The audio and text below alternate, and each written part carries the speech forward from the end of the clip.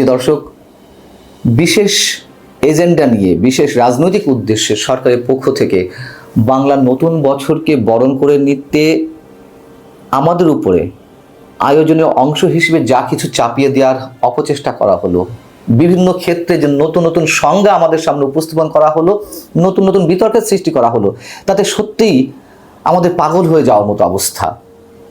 আমি আসছি এক এক করে।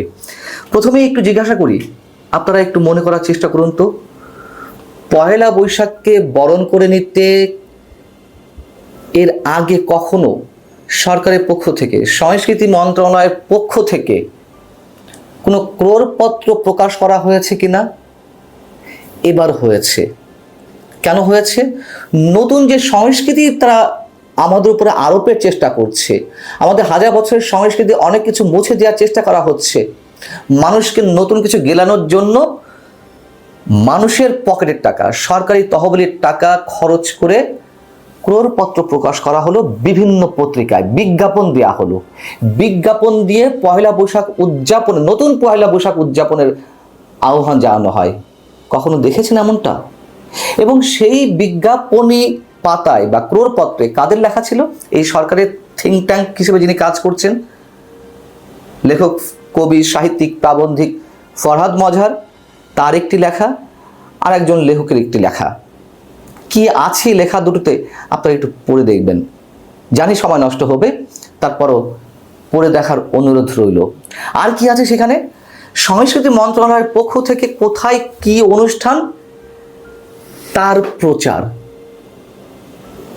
একটা মন্ত্রণালয়ের কোথায় কি অনুষ্ঠান টাকা খরচ করে সেটি জানান দিতে হবে। আর এই টাকা কার? প্রথম শ্রেণীর এক একটি পত্রিকাতে এই পূর্ণ পৃষ্ঠার বিজ্ঞাপন দিতে কত টাকা খরচ হয় আপনাদের নিশ্চয় জানা আছে। মিনিমাম 3 থেকে 4 লাখ টাকা, মিনিমাম, আমি মিনিমাম টাকার কথা বলছি। এরকম কতগুলো পত্রিকা দিয়েছে, কত লাখ কোটি টাকা খরচ করা হয়েছে। কার টাকা এটি? জনগণের পকেটের টাকাই তো। এই অধিকার সরকারকে কে দিয়েছে? আমরা আমাদের সংস্কৃতি বিষয়ক উপদেষ্টা, এই উপদেষ্টা তিনি আমাদের সামনে নতুন নতুন তত্ত্ব হাজির করছেন। বর্ষবরণের দিনে গণমাধ্যমকে তিনি কি বলেছেন? তিনি বলছেন যে অমঙ্গল দূর হয়েছে। আপনি অমঙ্গল শব্দটা উচ্চারণ করলেন কেন? এত বিতর্কিত শব্দ, যে বিতর্কিত শব্দের কারণে মঙ্গল শোভাযাত্রা থেকে এবারের আয়োজনটি বর্ষবরণ আনন্দ শোভাযাত্রা হিসেবে এবার অনুষ্ঠিত হলো, এবং তা নিয়ে তো লঙ্কা কাণ্ড। কেন মঙ্গল শব্দটা বাদ দেওয়া হলো? এর মধ্যে হিন্দুয়ানি শব্দ জড়িয়ে রয়েছে, গন্ধ রয়েছে, এই কারণেই তো, যদিও প্রকাশে তা বলা হয়নি। আর কি কারণ থাকতে পারে? তাহলে অমঙ্গল দূর হয়েছে, মঙ্গল আসছে, কেন এই শব্দগুলো উচ্চারণ করতে হবে? আচ্ছা, তিনি গণমাধ্যমকে কি বলছেন? এটি আসলে বাঙালির প্রাণের উৎসব আর নেই। অনেকদিন ধরে এটাকে আমরা বাঙালির প্রাণের উৎসব বানিয়ে রেখেছি, কিন্তু এটা বাংলাদেশের প্রাণের উৎসব, বাংলাদেশের প্রাণের উৎসব। বেশ ভালো কথা। কেন? বাঙালি, চাকমা, মারমা, গারো সহ সকল জাতিগোষ্ঠী বর্ষবরণ পালন করে, ফলে আমরা এটাকে বাংলাদেশের উৎসব হিসেবে পালন করা শুরু করলাম। কত মিথ্যা বানোয়ার, জাতীয় পর্যায়ে এটা মিথ্যা প্রচারণা, এমনটাই বলবো আমরা। তখন এই উৎসব বরণ ক্ষুদ্র নৃগোষ্ঠী বা আদিবাসীরা তো নতুন কিছু করছে না, তারা তো সবসময় এটি পালন করে আসছে। আমি সে বিষয়ে পরে আসছি।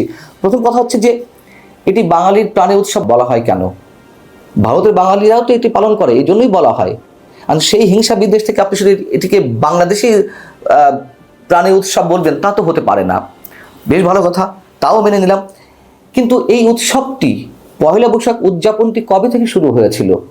সম্রাট আকবরের সময় থেকে, 1556 খ্রিস্টাব্দ থেকে বাংলা সংগণনা শুরু হয়, হালখাতার আয়োজন করা হয়, নানান ইতিহাসের পেছনে রয়েছে। তাহলে এটা বাংলাদেশে উৎসব হয় কিভাবে? মোগলরা কোথায় ছিলেন? আচ্ছা, তারপর আবার কি কতটা সবিরোধিতা দেখুন আমাদের সংস্কৃতি উপদেষ্টা কথাবার্তার মধ্যে।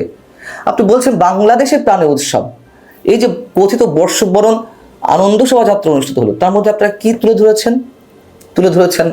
সেখানে যে মোটিভগুলো আনা হয়েছিল বা তৈরি করা হয়েছে, তার মধ্যে মোগল এবং সুলতানি আমলের 10টি মোটিভ রয়েছে। আবার বাংলাদেশ পুলিশের ঐতিহ্যগত অংশ হিসেবে 18টি ইন্ডিয়ান হরিয়ানা ঘোড়া আনা হয়েছিল। কেন আপনি ইন্ডিয়ান হরিয়ানা ঘোড়া আনবেন? এগুলো কি বাংলাদেশের চিত্র? মানে আমাদের বোঝানোর চেষ্টা করছে, বোঝাতে গিয়ে বিতর্কগুলো সৃষ্টি করা হচ্ছে। যে প্রথমে বলছিলাম যে পাগল করে খাচ্ছে, আর কি বলছিলেন যে এটি ক্ষুদ্র নৃগোষ্ঠীর উৎসব। অবশ্যই এটি ক্ষুদ্র নৃগোষ্ঠীর বা আদিবাসীদের উৎসব। তারা তো বৈশাখ উৎসব পালন করে আসছে দীর্ঘকাল ধরে, এবং যার যার এলাকাতে। ত্রিপুরাদের বৈশু, মারমাদের সাংগ্রাই এবং চাকমাদের ভাষায় যে বিজু, এই শব্দগুলো মিলে তো বৈশাখী শব্দটা এসেছে।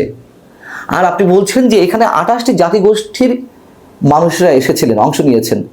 আরে বাবা, তারা তো তাদের এলাকায় যার যার অঞ্চলে যার যার সংস্কৃতির অংশ হিসেবে এটা পালন করে।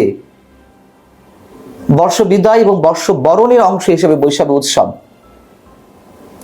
যারা খুব ইতিহাস না জানেন কিংবা খুব বেশি খোঁজখবর না রাখেন, খুব সহজেই আমরা চোখ বন্ধ করে একটি অনুষ্ঠানের কথা আমরা বলতে পারি। হানিফ সংকেতের ইত্যাদি অনুষ্ঠানে এই বৈশাখী উৎসবের যে সংস্কৃতি, সেটি অসংখ্যবার বা একাধিকবার উঠে এসেছে। নতুন করে এইসব কি বিতর্ক ছড়াচ্ছেন আমাদের সংস্কৃতি বিষয়ক উপদেষ্টা? এবং বাংলা শব্দের 12টা তো তিনি বাজিয়েছেন, এখন বাঙালির সংস্কৃতির বা বাংলাদেশের সংস্কৃতির 12টা তিনি বাজাচ্ছেন। তিনি কি আয়োজন করলেন? এই শোভাযাত্রায় গান এবং গিটারে ফিলিস্তিনি ইসরায়েলি গণহত্যার প্রতিবাদের অংশ রেখেছেন। তিনি রেখেছেন বলতে তো হবে, এটি তো সরকারের পক্ষ থেকে এই আয়োজন করা হয়েছে বর্ষবরণ আনন্দ শোভাযাত্রার। সরকার তো কখনো এর আগে নাক গলায়নি, যদিও থাকতে পারে পরোক্ষ প্রত্যক্ষ প্রভাব, যেভাবে মূল্যায়ন করেন থাকতে পারে। কিন্তু এটি তো সাধারণত ঢাকা বিশ্ববিদ্যালয়ের চারুকলা ইনস্টিটিউটের শিক্ষার্থীরাই করতো আয়োজনটি, চাঁদা তুলে। সেখানে সরকারের প্রত্যক্ষ মদত এবারে রয়েছে, আমরা দেখেছি অনেক কিছুতেই সেটি প্রমাণিত হয়েছে। এবং সংস্কৃতি বিষয়ক উপদেষ্টা মোস্তফা সরোয়ার ফারুকী বলছেন যে এবারে নববর্ষের শোভাযাত্রা রাজনৈতিক নয়, এবার শুধু ফ্যাসিস্টের মুখোভাব ব্যবহার করা হয়েছে, কারণ ফ্যাসিস্ট কোনো রাজনীতির অংশ নয়, ফ্যাসিস্ট সবচেয়ে বড় অশুভ শক্তি। এটি আবার শুনলাম নতুন কথা, যে ফ্যাসিস্ট রাজনীতির অংশ নয়। রাজনীতি বা অপরাজনীতির অংশ তো বটেই ফ্যাসিস্টের সঙ্গে তিনি কি জানেন, কি বলবেন?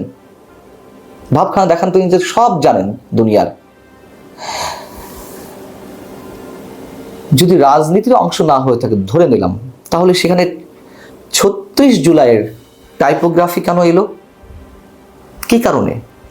আর যদি এসেই থাকে, মানে এটা কি রাজনীতি নয়? যে গণঅভ্যুত্থান হয়েছে সেই গণঅভ্যুত্থানের যে অংশ, বা যেটি বলা হয় 36 জুলাই বা জুলাই আগস্ট আন্দোলন ইত্যাদি ইত্যাদি, সেগুলো রাজনীতির অংশ নয়? রাজনীতি এলো না? আর রাজনীতি যদি এসেই থাকে, যদি 36 জুলাই এসেই থাকে, তাহলে কেন আমাদের 71-এর চেতনার কথা বাদ দেওয়া হলো?